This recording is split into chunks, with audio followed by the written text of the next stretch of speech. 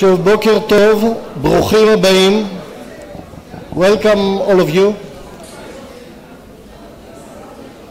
אנחנו פותחים עכשיו את כנס חוג הפרופסורים לחוסן מדיני וכלכלי בנושא שתי מדינות לשני עמים משני עברי הירדן, האם זוהי חלופה מעשית?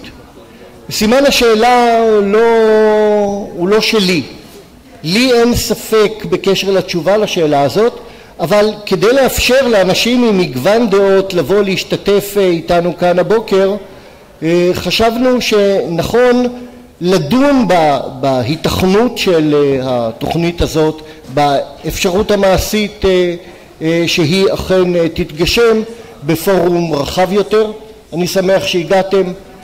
אני רוצה לפתוח בשתי דקות של הצגת נתוני סקר קצר שערכנו לפני 4 ימים, סקר במדגם של כ-500 איש בציבור היהודי בישראל, שבא לבדוק את השאלה מה עמדות הציבור ביחס לתוכניות האפשריות לפתרון הסכסוך. סקר נערך על ידי מאגר מוחות של פרופסור יצחק כץ, ומרווח הטעות הוא 4.5%.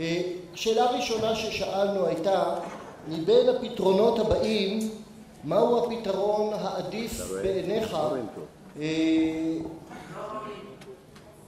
אפשר להוריד טיפה את האור?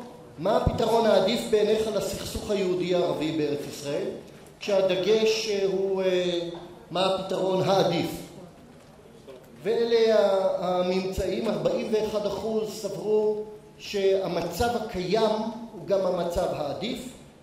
11%, ויורשה לי לומר בלבד, חשבו שחלוקת הארץ והקמת מדינה פלסטינית ביהודה, שומרון ועזה עם תיקוני גבול, כלומר מפת הדרכים, ז'נבה, אוסלו וכיוצא באלה תוכניות חלוקה, 11% בלבד חשבו שזו התוכנית הרצויה. ביחס לאפשרות שישראל תספח את יהודה ושומרון לישראל ותושג הכרה בינלאומית בירדן כמדינת הלאום הפלסטינית, 19% חשבו שזה הפתרון הרצוי, ו29% חשבו שהם לא יודעים מה לחשוב, או שאין להם דעה בעניין, או שהם ממהרים לחוג של הילדים ותעזבו אותנו מהשטויות שלכם. ניסינו גם להשיג חלוקה על פי דפוסי ההצבעה למפלגות, ומטבע הדברים ברור שהימין בישראל מתנגד באופן נחרץ לחלוקת הארץ, ואחוז התמיכה במדינה פלסטינית בו הוא נמוך מאוד לעומת השמאל. פה היו מעט מאוד הפתעות, למעט העובדה שנראה שהשמאל אולי נבוך יותר מאשר הימין. על פי דפוסי ההצבעה בעבודה ובמרץ, אחוז אלה שאינם יודעים ולא בטוחים מה לעשות בעבודה, ביש עתיד, בתנועה, קדימה ובמרץ הוא יותר גדול מאשר בחלקים אחרים של הציבור. עכשיו שאלנו, אחרי שראינו שיש יותר אנשים שסבורים שירדן פלסטין זה הפתרון הרצוי, שאלנו גם מה לדעתך יהיה הפתרון שיתרחש בפועל. כלומר, מה הפתרון הריאלי? מה הפתרון של דעתך יתקיים? וכאן אנחנו רואים היפוך של התמונה.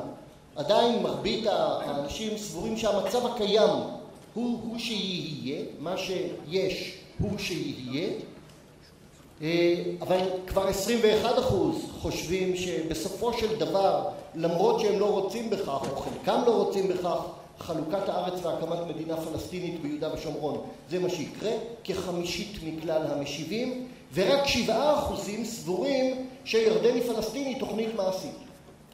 וזה בדיוק נושא הכנס שלנו היום. לבחון האם מה שרצוי בעיני חלק משמעותי מהאוכלוסייה, כחמישית מהאוכלוסייה, זה נראה להם הפתרון הרצוי לסכסוך היהודי-ערבי, אבל רק מעטים מהם סבורים שזו תוכנית ריאלית. האם את זה אנחנו יכולים לשנות, ואולי גם מה אנחנו צריכים לעשות כדי שהרצוי יהפך למצוי. לפני שנגיע לגוף הרצאות הבוקר, אני אבקש את פרופסור ישראל אומן, חבר חוג הפרופסורים, חתן פרס נובל, לבוא לדברי ברכה. תודה רבה.